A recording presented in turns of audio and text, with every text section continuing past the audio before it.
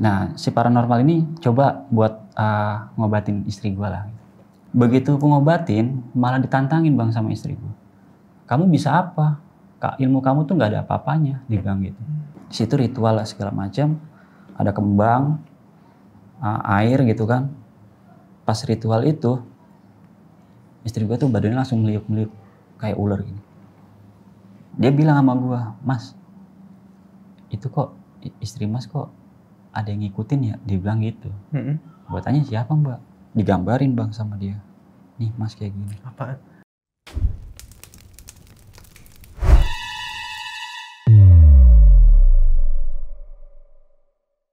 Assalamualaikum teman-teman, balik lagi sama gua.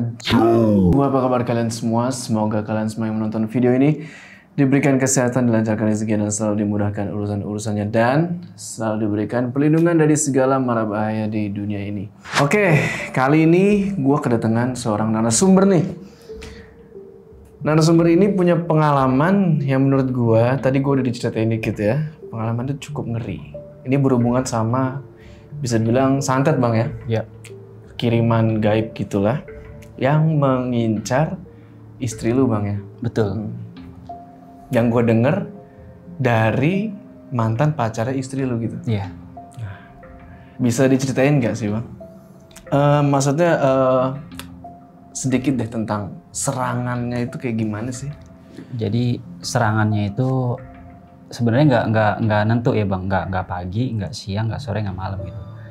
Nah, di saat serangan itu datang, istri gue tuh pasti ngerasa badannya tuh langsung keluar keringat dingin, menggigil, dan palanya tuh sakit gitu. Nah, yang gue anehnya itu kalau dibawa ke rumah sakit itu nggak ada gejala apa-apa, normal aja. Itu berapa lama Bang? Kurang lebih 6 tahun Bang. 6 tahun ya? 6 tahun. Oke, tahan dulu Bang ya. Siap. Penasaran kan? Tonton video ini terus. Ya deh Bang ya, kita nggak usah lama-lama lagi. Udah siap? Mode horor aktif. Nah, narasumber gua kali ini itu namanya adalah Bang Indra. Nah, Bang Indra, Ya. itu gimana Bang ceritanya Bang? Jadi kejadian ini tuh di tahun 2016 Bang. Itu nggak lama setelah gue nikah lah, setahun gue nikah gitu. Dan gue baru punya anak, itu usianya tuh masih 3 bulan lah pada saat itu. Jadi masih menyusui Bang. Awal mula kejadiannya itu, jadi gue main ke rumah mertua nih pada saat itu. Nah, gue mau pulang nih Bang ceritanya. Gue mau pulang itu udah sekitar jam 10 malam ya. Jam 10 malam gue mau pulang. Nah itu gue sempat ada cekcok dikit lah sama istri gue. Dan kebetulan istri gue itu lagi haid pada saat itu. Okay. Nah karena kita sempat ada cekcok sedikit. Nah di motor ini kita pulang nih, itu nggak ada obrolan. Jadi diem-dieman gitu lah. Diem-dieman kita pulang. Nah sampailah gue di rumah nih. Begitu gue sampai di rumah, gue bersih-bersih lah, kamar mandi kan segala macam, ganti baju. Nah istri gue di kamar nih Bang. Begitu gue balik dari kamar mandi, istri gue tuh gue liat menggigil badannya, menggigil, palanya sakit. Di situ gue mikirnya mungkin masuk angin kali Bang ya, karena kan kita bisa naik motor gitu kan malam-malam. Gue ajak ke dokter, kamu ke dokter aja yuk. Nggak mau, dia bilang gitu. Ya udah akhirnya dikerok Bang, minta dikerik lah gitu kan. Masuk angin kan ya? Ya. Nah akhirnya karena rumah gue kan pada saat itu masih lingkungan keluarga juga Bang. Nah di situ ada tante gue lah. Tante gue tuh disuruh ngerok gitu kan, disuruh ngerik. Setelah dikerik itu tetap masih begitu Bang, masih menggigil, terus keluar keringat dingin gitu kan ya. Nah akhirnya gue deketin Bang, gue deketin ini tadinya gue mau ajak ke dokter gitu loh. Maksud gue rayu lah biar dia mau ke dokter. Nah pada saat gue lagi ngerayu dia mau ke dokter, tiba-tiba tuh dia kayak orang tahak gitu. Kayak gitu Bang. Nah tuh gue udah mulai ngerasa aneh tuh. Kok gue ngeliat mukanya kok aneh gitu kan. Nggak lama dia ketawa Bang, cekikikan. Begitu dia ketawa cekikikan, udah gue langsung mikir, wah kesurupan nih, gue bilang gitu kan. Nah pada saat itu gue di rumah tuh cuma bertiga. Ada tante gue, istri gue, sama gue Bang. Nah jadi kan gue punya om juga nih Bang. om gue ini kan bisa dibilang dia ngerti lah sama hal-hal seperti itu ya. Akhirnya tante gue ini manggil om gue kan. Datanglah om gue ke rumah gitu. Dibikinin air lah segala macam. Nah, tapi di situ bukannya mereda tapi malah makin jadi. Begitu dia bangun nih, dia ketawa di depan gue, Bang. Hihihihi gitu. Di depan muka gue persis ketawain gue. Nah, gue spontan, Bang. Gue spontan langsung gue teriak, "Oi!" kayak gitu kan. Yeah. Dia jatuh, Bang, ke kasur. Blok. Tapi gue anehnya dia langsung bangun lagi begini. Dia jatuh, blok, bangun lagi. Ke depan muka gue lagi. Nawain gue lagi. Hihihi. Nah, akhirnya gue dipisahin lah sama om gue ini. Ndra, udah lu tunggu di luar aja. Kalau sama lu, dia nggak bisa. Soalnya lu emosian orangnya, dia bilang gitu. Akhirnya gue keluar, Bang. Nah, kebetulan om gue ini datang ngajak temennya, almarhum lah. Almarhum, dia inilah apa, paranormal gitu lah, Bang. Dia datang sama om gue itu pada saat itu ya, dia datang. Nah, si paranormal ini coba buat ngobatin istri gue lah. Begitu ngobatin, malah ditantangin, Bang, sama istri gue. Kamu bisa apa? Ilmu kamu tuh nggak ada apa-apanya, dibilang gitu.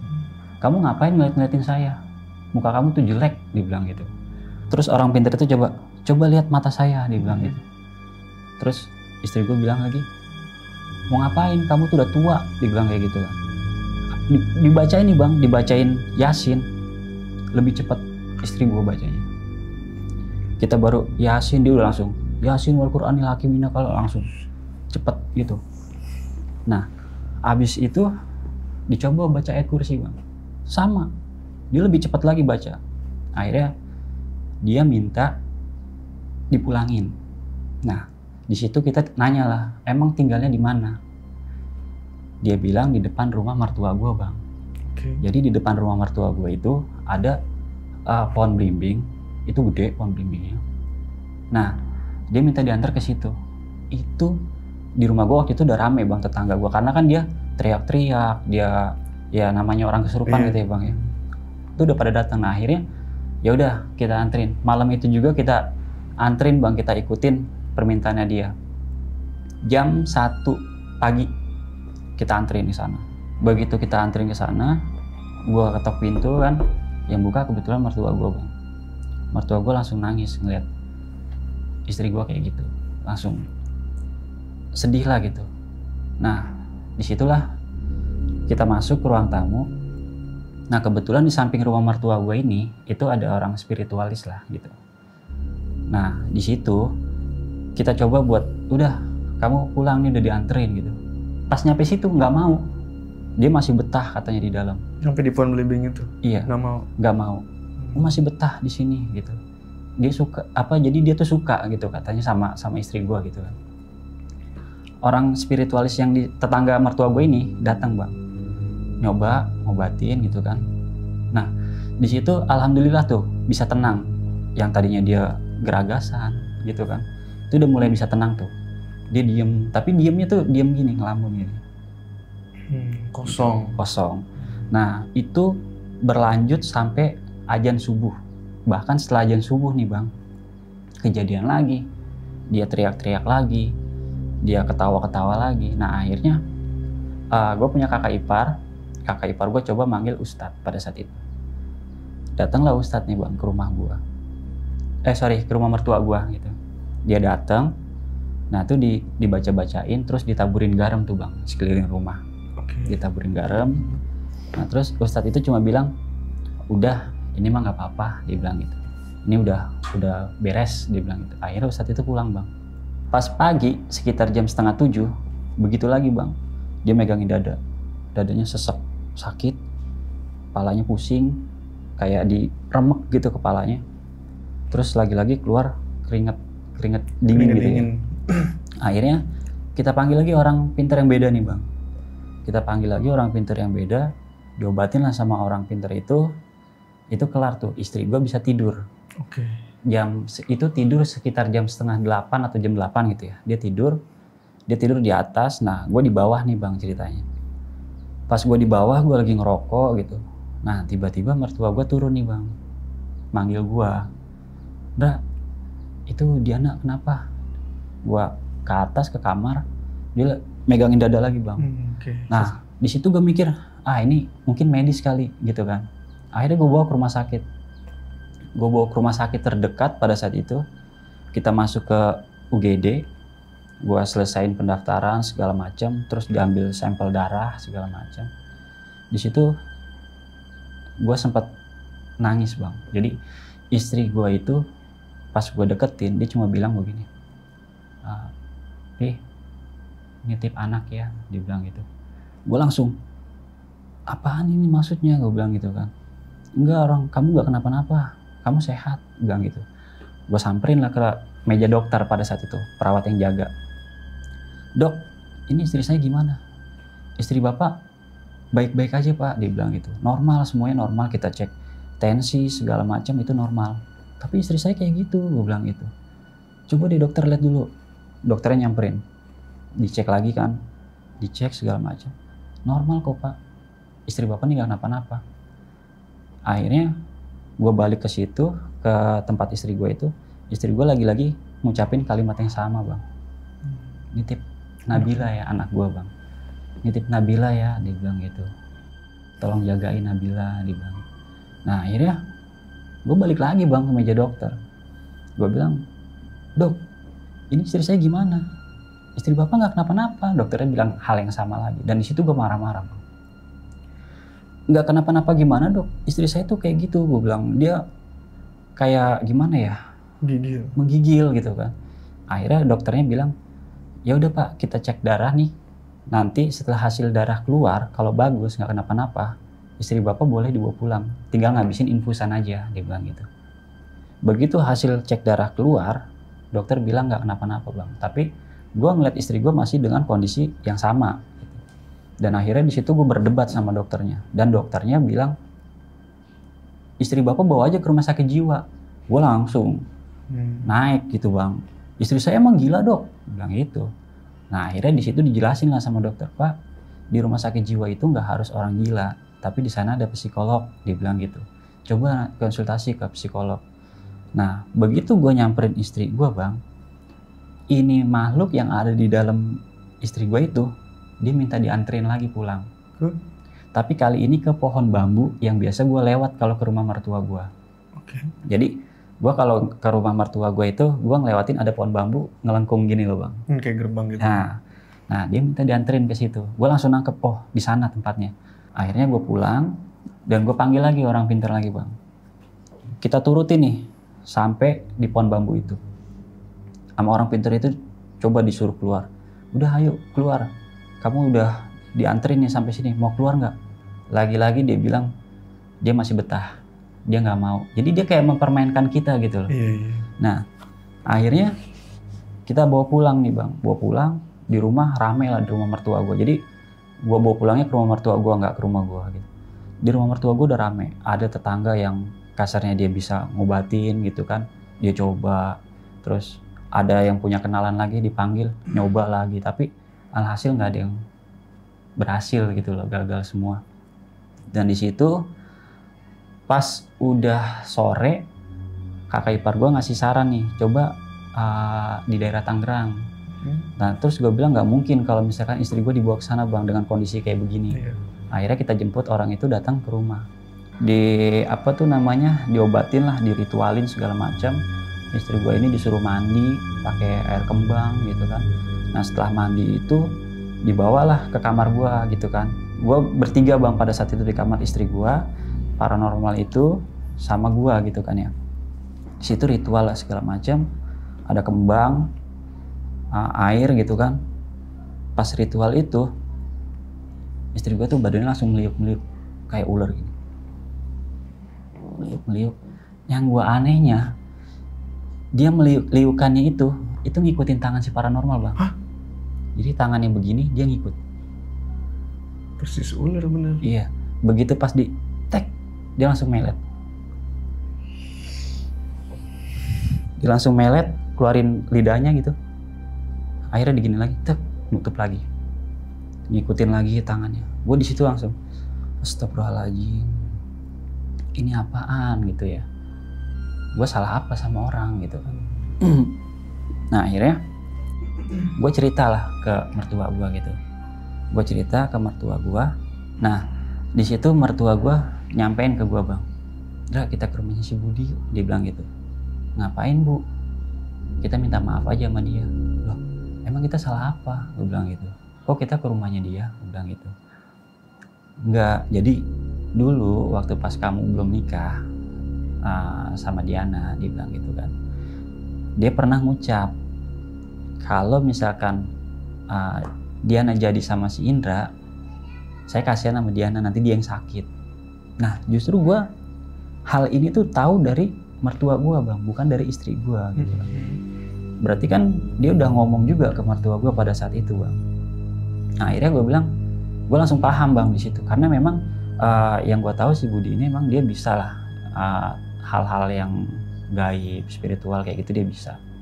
Nah akhirnya di situ gue bilang sama mertua gue, gak usah lah, Bu, kalau misalkan kita ke sana yang ada mengingatkan dia lagi gitu kan, nanti dia malah ingat lagi, nanti malah tambah-tambah lagi. Yang penting udahlah, kita nggak usah suuzon sama orang gitu, kita percaya aja nanti bakalan sembuh, gue bilang gitu.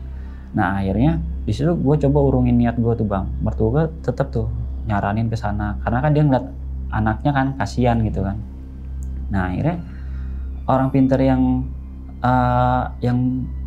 jentikin jarinya terus dia kayak ular gitu datang lagi, Bang, ngobatin lagi segala macam. Itu pas udah malam ya, pas udah malam jam 9-an kalau nggak salah, itu udah kelar tuh, Bang. Istri gue bisa tidur, udah tenang lah gitu ya. Nah akhirnya dikasih lah anak gue nih, anak gue kan mau nyusu gitu kan. Begitu pas lagi mau nyusuin gini, dia ngeliat anak gue mau dicekek. Nah kebetulan gue ngeliat, Bang, pada saat itu langsung gue ambil. Kamu ngapain? Gue gitu. Langsung gue kasih anak gue ke mertua. Bu, pegangin Nabila dulu, gue bilang gitu. Emang kenapa? Ini mau dicekek, gue bilang. Nah akhirnya di situ diterapi lagi, Bang, sama si spiritual ini kan. Diterapi, akhirnya dia tidur nih, Bang. Istri gue bisa tidur. Lanjut keesokan harinya, pas begitu bangun tidur, dia begitu lagi. Nah paranormal itu gue panggil lagi, Bang, karena gue pikir dia nih orang ini ya yang bisa bikin istri gue tenang gitu kan. Nah begitu dia datang lagi, itu diterapi lagi segala macam. Nah tiba-tiba paranormal ini ngomong sama gue gini, Bang, ini suaminya Mas sini deh. Gue deketin tuh, Bang. Kenapa, Pak? Saya mau nanya, itu yang di dompet apa? Gue kaget, Bang, pada saat itu. Gue keluarin, Bang. Jadi dulu itu memang gue kasarnya tuh titipan lah gitu. Gue dikasih titipan. Gue keluarin, Bang. Terus dia bilang lagi, yang di jaket ada. Dulu kan masih zamannya batu cincin gitu, Bang. Gue keluarin. Gue jejerin tuh, Bang. Ini saya bawa ya, dia bilang gitu. Nah gue bilang, oh jangan, Pak, gue bilang gitu. Karena ini bukan punya saya sebenarnya, saya cuma dikasih doang, dititipin lah, gue bilang gitu. Biar nanti saya kembaliin aja ke orangnya. Dan orangnya pun masih keluarga, gue bilang gitu kan. Oh nggak bisa, ini yang bikin istri kamu kayak begini, dia bilang gitu. Nah akhirnya di situ karena gue nggak kasih, gue ambil ya kan. Nggak usah, Pak, nanti biar saya kembaliin aja ke orangnya, gue bilang gitu. Nah akhirnya setelah diobatin sama orang itu, dia minta jeruk nipis, Bang, pada saat itu. Nah gue nyari lah jeruk nipis. Nah begitu di warung, ada ibu-ibu ngomong sama gue, Mas mau ngobatin istrinya ya, dia bilang gitu. Iya, Bu. Kok tahu? Nah itu dia, Bang, gue bingung, gue nggak kenal sama sekali sama ibu-ibu ini. Jadi ibu-ibu ini juga belanja juga sebenarnya, jadi gue nyari itu di warung sayur gitu lah, Bang. Mas mau ngobatin buat istrinya ya, dia bilang gitu. Iya, Bu, gak usah manggil-manggil orang pintar, dia bilang gitu. Lah terus sama Mas sendiri bisa, dia bilang gitu. Coba Mas deketin terus diperhatiin, dia bilang gitu. Akhirnya gue balik, Bang, gue kasih jeruk nipisnya. Nah setelah ritual itu selesai, gue coba deketin, Bang, istri gue itu. Gue coba deketin. Nah bener, Bang, apa yang dibilang sama ibu itu. Istri gue tuh langsung meluk gue, terus langsung ya gimana ya, kayak manja-manja gitu. Tapi bahasanya tuh bukan bahasa istri gue pada saat itu, Bang. Bahasanya gimana? Bahasa kayak nenek-nenek tua. Ngomong apa emang? Jadi saya suka loh sama pemuda ini, kayak gitu loh. Saya suka loh sama pemuda ini. Jadi bukan ya, kalau istri gue kan nggak mungkin ngomong pemuda ini gitu kan ya. Nah akhirnya wah nggak beres nih, gue bilang. Udah tuh bang, pas begitu malamnya itu kurang lebih sekitar jam 2:30 pagi, tiba-tiba tuh istri gue menggigil bang, badannya menggigil, mukanya tuh pucet putih gitu, keluar keringat. Gue panik bang pada saat itu, nggak ada siapa-siapa kan di rumah, cuma ada mertua gue. Akhirnya gue putusin, udah deh bawa ke rumah sakit gitu kan. Gue bawa bang ke rumah sakit pada saat itu, malam itu juga gue bawa ke rumah sakit. Gue masih pakai kaos biasa lah gitu, gue bawa ke rumah sakit. Itu ada suster dokter lah ya, itu dimasukin ke poli jantung, paru-paru segala macam. Dan karena istri gue ini masih nyusuin, anak gue butuh ASI kan, akhirnya gue pesan kamar yang buat dia sendiri lah gitu. Nah di situ dokter datang ganti-gantian dan hasilnya nggak ada apa-apa. Sama kayak dokter waktu itu. Iya, hasilnya nihil. Dan karena gue harus kerja, nah gue minta tolong nih sama teman gue, dan kebetulan teman gue juga kenal lah sama istri gue. Nah teman gue ini jadi teman ngaji gitu bang, teman ngaji. Dia sendiri nih nungguin gue kerja. Nah di saat gue kerja ada teman gue ngaji satu lagi nih bang, dia nelpon ke gue, Indra, Diana kenapa? Saya dengar kabar katanya lagi kesurupan. Iya bang, waktu itu. Bang, nih Indra di mana? Lagi kerja, saya bilang. Terus Diana sama siapa? Di rumah sakit sama si Alam, gue bilang gitu. Oh ya udah, saya video call si Alam deh, boleh nggak? Boleh, telepon aja. Jadi kita emang bertiga ini teman ngaji gitu. Dia telepon lah si Alam ini. Begitu ditelepon, dikasih instruksi lah sama teman gue yang nelpon ini. Lam, coba siapin air di gelas, dia bilang gitu. Disiapin air di gelas, nah terus kamu pegang tangannya. Dipegang bang tangan istri gue. Pencet. Begitu dipencet, si Alam ini langsung ngamuk-ngamuk bang. Kamu gak usah ikut campur, dia bilang. Ini urusan saya. Dia bilang. Udah, setelah itu teman gue langsung nelpon. Ndra, ini kayaknya harus langsung dibawa ke Pak Ustadz, dia bilang gitu. Jangan lama-lama di rumah sakit, kasihan takutnya istri kamu, dia bilang, kelamaan. Pada saat itu juga gue pulang kerja, langsung gue bawa istri gue pulang bang. Gue bawa istri gue pulang dan besoknya gue langsung ke tempat Pak Ustadz. Di tempat Pak Ustadz, besoknya kita ke tempat Pak Ustadz, di situ di ruqyah lah bang, di ruqyah segala macem, di ngajiin. Enak tuh bang dia, tenang gitu kan. Cuma yang gue aneh, begitu sampai rumah, begitu lagi. Tidur nih 1 botol fresh care, diolesin di dadanya dia gini. Habis, sampai gue kepanasan gitu ya. Cuma dia ngerasa masih begitu bang, masih dingin. Nah, akhirnya kita bawa lagi, itu sekitar 3 bulan lah. Sekitar 3 bulan gue bolak-balik tuh bang ke Pak Ustadz itu kan. Dia terapi segala macam. Cuma hasilnya sama, setiap pulang ke rumah masih begitu lagi. Dan akhirnya kita habis lebaran itu kita pulang kampung nih bang, ke tempat mertua gue gitu kan. Tempatnya itu di Tegal, Guci. Pulang ke sana, di sana tuh dia nggak ngerasa yang namanya palanya sakit, badannya menggigil, dadanya sesak, itu dia nggak ngerasa sama sekali. Gue selama di sana itu 3 hari dia nggak ngerasa apa-apa. Normal. Kalau di rumah kadang sehari bisa 3 kali kayak gitu, bahkan lebih. Nah sampai akhirnya mertua gue bilang, udah kamu tinggal di sini aja kali Indra, dia bilang gitu. Cuma kan saya kerja bu, nggak bisa, dia bilang gitu. Akhirnya kita pulang nih bang. Pulang, baru turun dari mobil, langsung kayak gitu. Berubah lagi. Menggigil lagi. Nah akhirnya gue balik lagi ke Pak Ustadz bang. Pak Ustadz segala macam. Akhirnya Pak Ustadz nyaranin, ya udah coba kita tarik, bahasanya gitu. Kita tarik ke rumah Mas Indra, dia bilang. Nanti kita datang ke rumah Mas Indra. Tarik itu dibersihin ya? Iya, dibersihin. Nah, datanglah dia ke rumah nih bang, sama santri-santrinya datang. Nah di situ istri gue tuh dikelilingin lah. Kita ngaji bareng, kita zikir segala macam. Istri gue di tengah itu udah kayak gimana ya, kayak cacing panasan gitu loh bang, udah jingkrak gitu kan. Nah terus dia teriak-teriak, dia jerit, dia ketawa gitu. Di situ gue langsung sedih lagi, gue ngeliat istri gue kenapa ya. Jadi gue berpikir lagi, gue salah apa gitu, gue sama istri gue ini salah apa, gue pernah nyakitin siapa gitu. Akhirnya setelah ditarik itu nggak ada nggak ada apa namanya, nggak ada gangguan lah bang, aman lah. Selang beberapa hari istri gue tuh dengar suara almarhum nyokap gue manggil di dapur, Diana gitu. Jadi setelah ditarik itu, setelah kita berbagai macam alternatif, istri gue jadi peka gitu loh bang, jadi sensitif. Nah bahkan dia sempet ngelihat ada nenek-nenek di rumah gue,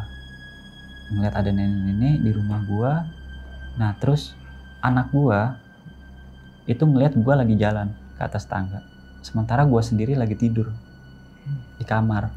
Anak gue sendiri yang bilang ke istri gue pada saat itu, "Mah, papa udah bangun," kayak gitu. Nah akhirnya dia lagi di kamar mandi nih bang, sakit, apa ya bahasanya, turun berdoa atau apa gitu ya.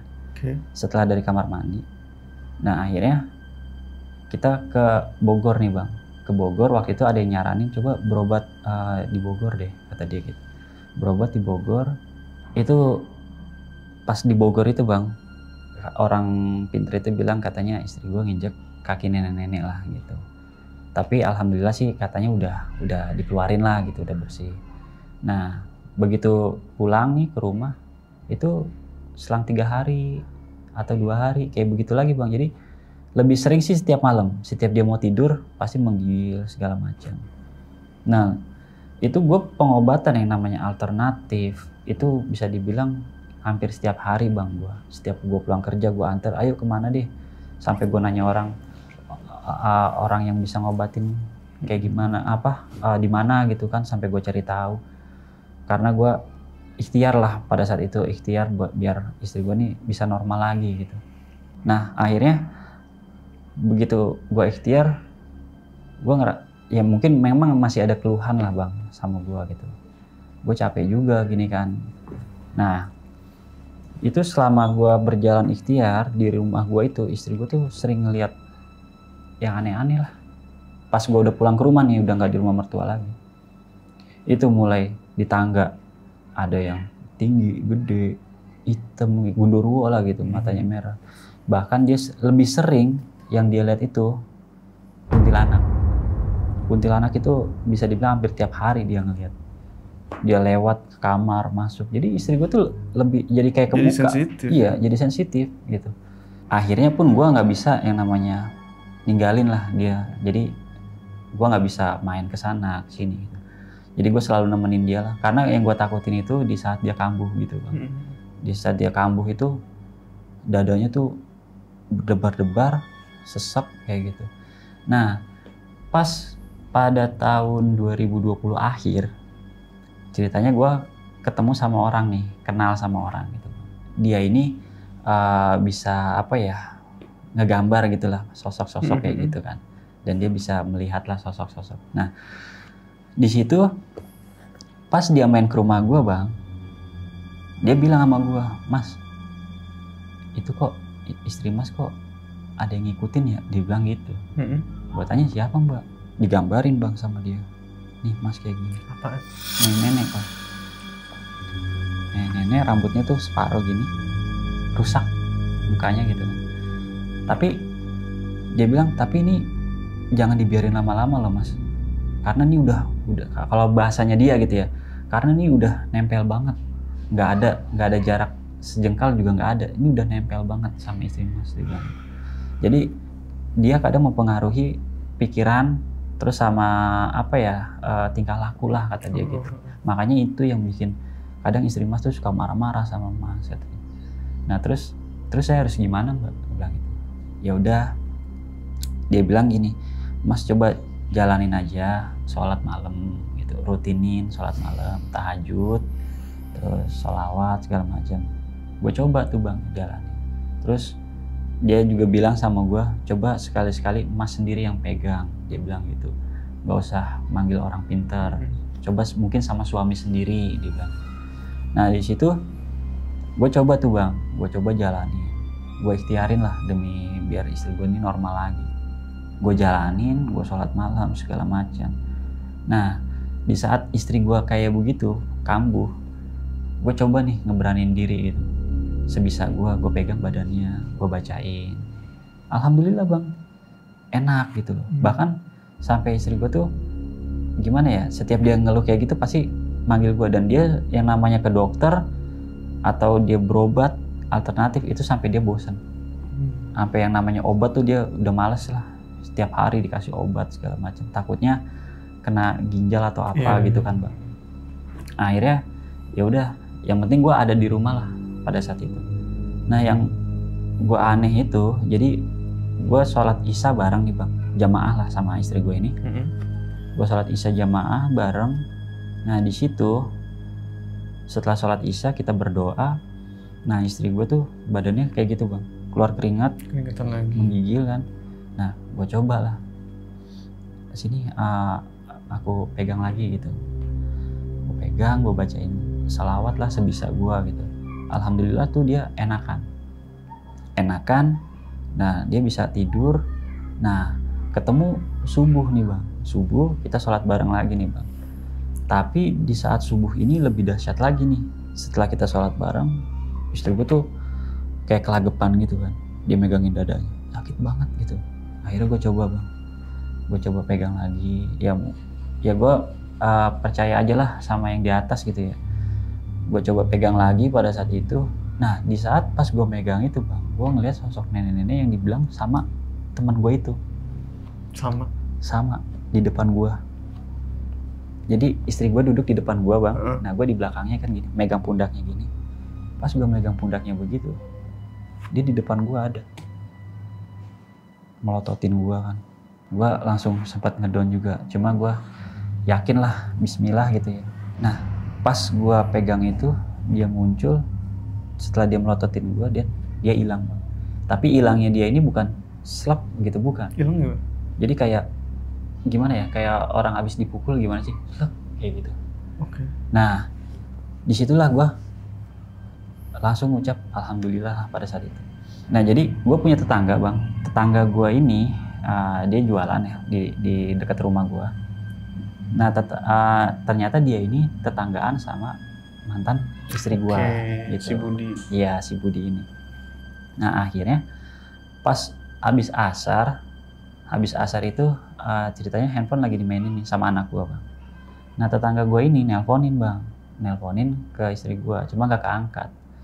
Nah pas maghrib istri gue sholat kan, gue jagain anak gue nih, jadi gue gak sholat jamaah nih. Pas istri gue sholat, gue sempet ngeliat emang di belakang istri gue itu ada yang badannya gede gitu loh. Istri gue pun ngerasa pas sholat itu, bahkan istri gue ngerasa dia tuh kayak mau disikep dari belakang. Cuma karena ya dia selesaiin sholat dulu lah gitu kan. Nah setelah selesai sholat dia nanya sama gue, Pih tadi di belakang aku kayak ada yang diri nih pas lagi sholat, terus kayak mau nyikep gini. Terus gue bilang, berarti sama dong, gue juga ngeliat di belakangnya emang ada gitu loh. Karena posisi dia sholat kan sama gue jagain anak gini nggak jauh bang gitu kan. Nah pas setelah habis isya barulah istri gue ngeliat handphone. Nggak taunya tetangga gue ini nelponin. Nah akhirnya di WA dong sama dia kan. Ada apaan kak, dia bilang gitu. Dia cuma ngasih kabar, Diana lo tau nggak si Budi meninggal. Dia bilang gitu bang. Akhirnya istri gue ngomong nih sama gue bang, si Budi meninggal. Gue langsung kepikiran bang. Pikiran gue tuh justru malah yang ada pada saat subuh tadi, di saat gue ngelihat nenek-nenek itu di depan gue, dan dia ngilang tuh kayak orang kepukul gitu. Nah gue langsung kepikiran di situ, astagfirullahaladzim, subuh tadi. Cuma gue ini pikiran gue aja kali ya.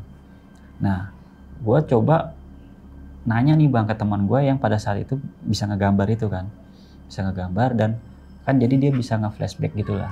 Gue tanya kan, mbak, gue bilang, gue telepon, boleh minta tolong nggak mbak, liatin istri saya mbak, bilang gitu, masih ada nggak nenek-nenek itu. Dari sanalah dia ya mungkin terawang atau apa gitu ya, dia lihat udah nggak ada kok mas, dia bilang gitu. Alhamdulillah, itu kemana ya, dia bilang. Saya juga nggak tahu, makanya saya nanya sama mbak gitu. Nah terus gue tanya, kalau boleh tahu mbak tahu nggak sih yang ngusilin istri saya, gue bilang gitu kan. Nah terus si teman gue ini bilang, saya nggak bisa sebutin namanya, tapi saya tahu ciri-cirinya. Dia bilang gitu. Dia ngasih tahu ciri-cirinya bang, itu ciri-cirinya itu persis banget. Si Budi. Iya. Dan yang gue anehnya lagi, teman gue bilang ini ada di depan saya. Gue kaget bang, maksudnya gimana bang? Ya ini orangnya ada di depan saya, dia bilang. Makanya saya bisa nyebutin ciri-cirinya. Nanti bentar lagi juga dia kesana mas. Gue kaget banget. Maksudnya apa mbak kesana? Ya mas tunggu aja, dia bilang gitu. Setelah akhirnya teleponnya gue tutup bang, itu nggak lama lah, nggak sampai 10 menit.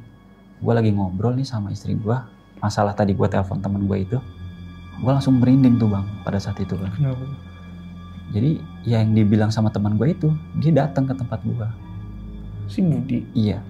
Nah, gue di situ cuma di batin gue pada saat itu, yang gue ingat di batin gue, ini spontanitas ya bang ya, di batin gue pada saat itu ngucap Waalaikumsalam. Gue cuma ngucap gitu, Waalaikumsalam. Iya, ya udah, nggak apa-apa, gue maafin kok. Gue cuma ngucap kayak gitu. Itu di batin gue tanpa gue spontan lah pokoknya ya, tanpa gue karang pada saat itu. Tiba-tiba di batin gue ngomong kayak gitu. Gue telepon lagi bang, teman gue itu, mbak, itu bener yang datang tempat saya? Gue bilang gitu. Ya bener mas. Jadi dia ini nyamperin. Jadi bukan istri gue doang bang sebenarnya yang diperlakukan seperti itu sama dia. Oke.